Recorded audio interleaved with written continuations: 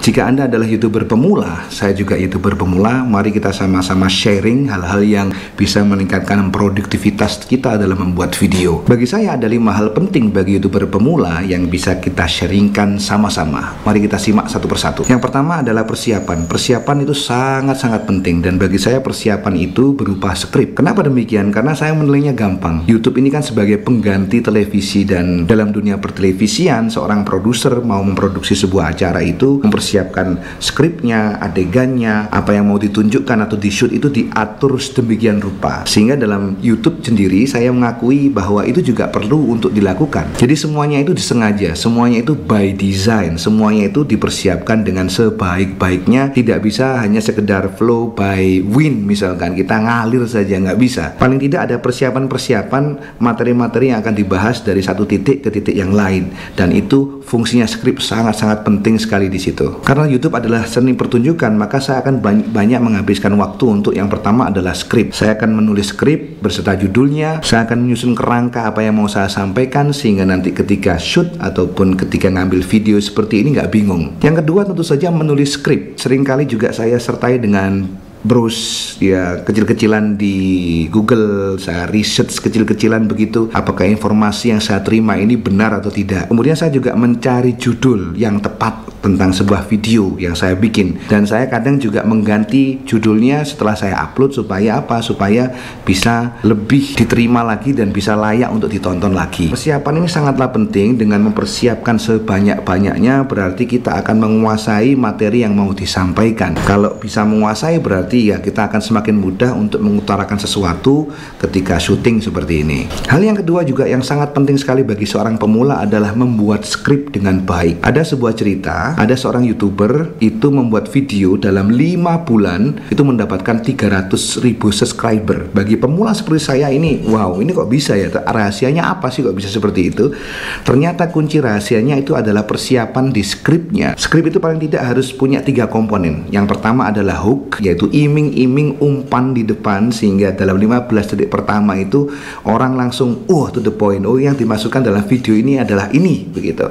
Yang kedua adalah engagement di tengah-tengah. Di tengah-tengah menyampaikan seperti itu, orang tertarik, orang merasa renyah penjelasannya, dan itu butuh persiapan. Kalau tidak disiapkan, kita akan bicaranya menghambar kemana-mana, ngelantur gak karuan. Dan yang ketiga, komponen skrip yang paling penting adalah konklusinya. Konklusinya dari sebuah video ini apa? Nah, 3 komponen itu yang saya sedang terapkan setiap kali saya mau membuat video. Saya membuat skrip dulu, hooknya bagaimana, engagementnya bagaimana, kemudian konklusi yang mau saya sampaikan itu apa. Nah, saya belajar sedikit demi sedikit untuk menulis skrip dengan baik. Saya berusaha untuk menjadikan ini sebagai habit ataupun kebiasaan, sehingga nanti bisa lebih refleks lagi untuk membuat skrip yang mempunyai 3 komponen itu, hook, kemudian engagement, dan konklusi. Yang ketiga yang saya rasa penting sekali juga untuk YouTuber pemula adalah disiplin dalam membuat konten secara berkala, entah itu 1 minggu 1 kali, entah itu 1 minggu 2 kali, atau 1 minggu 3 kali, tergantung dengan kondisi dan situasi masing-masing orang. Nah, menurut saya sebenarnya ada pertanyaan mendasar bagi diri kita masing-masing. Apakah konten video ini sebenarnya cocok enggak untuk diri kita?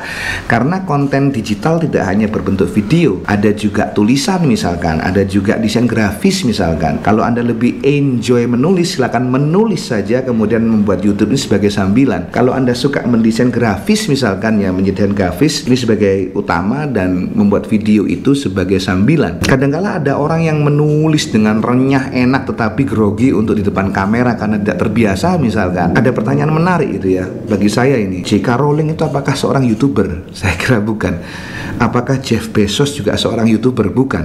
Apakah Elon Musk itu juga seorang YouTuber? Bukan juga. Jadi inti dari pertanyaan saya tadi itu adalah kita menyelesaikan diri, memang kita cocok dengan dunia video, memang kita suka dengan video, dan akhirnya kita membuat video ini dengan senang hati dan menikmati proses yang ada. Nah, dengan suka seperti itu akhirnya kita mau nggak mau juga akan disiplin dengan sendirinya. Kita akan update video secara berkala, kita akan bisa sharing dan mengulas banyak video dalam satu waktu. Jadi Jadi memang tergantung diri kita masing-masing, tetapi memang disiplin untuk terus update konten secara berkala itu penting sekali. Bukan hanya karena sekarang zamannya YouTube, ini orang bikin video akhirnya kita ikut-ikutan bikin. Kalau emang kita ikut-ikutan saja, itu kayaknya nggak bisa bertahan lama. Yang keempat adalah membuat video yang kita sukai dahulu. Artinya sebagai pemula itu saya membuat video yang memang saya suka saja, yang saya kuasai saja. Rata-rata problem pemula adalah kita terlalu terbebani mengikuti oleh YouTuber yang sudah ada yang sukses sebelumnya itu. Misalkan kalau ngevlog harus kayak Casey Neistat, harus kayak Ria Ricis, harus kayak misalkan Atta Halilintar, padahal kita sangat sulit sekali untuk ngevlog dan punya artikulasi seperti mereka misalkan. Atau misalkan reaksi video harus seperti si A nih, ini keren sekali kalau ngereaksi. Itu juga padahal kita tidak punya style seperti itu. Saya yakin bahwa setiap orang itu punya style sendiri-sendiri, punya gaya sendiri-sendiri. Awalnya saya juga punya problem seperti itu, sama. Saya pengen ngevlog gitu kayak Casey Neistat misalkan, beli tripod, beli macam-macam, kemudian saya di depan jalan ngoceh, ngeliput seperti itu ya. Tapi lama-kelamaan kok bukan saya ini, kayaknya ini saya nggak gini deh. Akhirnya dan sekarang itu saya enjoy aja. Jadi saya hanya membuat video yang saya sukai, misalkan mengulas tentang sesuatu, mengulik tentang sesuatu, atau reaksi video, hal-hal yang saya suka saja yang saya bikin. Dan sejauh ini saya menikmati sekali dan alhamdulillah bisa update berkala. Nah, dengan begitu YouTube itu lebih enak gitu, membuat video itu lebih enak. Dengan menjadi diri sendiri itu ya kita nggak terbebani dengan apa-apa ya, kita ngalir aja. Yang penting adalah kita sharing melalui video dan kita upload. Syukur-syukur kalau emang dinikmati oleh banyak orang. Hal yang kelima yang juga sangat penting sekali bagi YouTuber pemula adalah sering bersilaturahmi digital kepada YouTuber yang lain. Kadang-kadang saya mikir bahwa saya banyak nih produksi video, tetapi saya lupa satu proses yang juga sama penting, yaitu proses distribusi video yang sudah kita bikin. Nah, cara yang paling mudah untuk mendistribusikan video kita adalah dengan bersilaturahmi kepada orang-orang yang sudah bikin video atau berkomentar di video orang lain.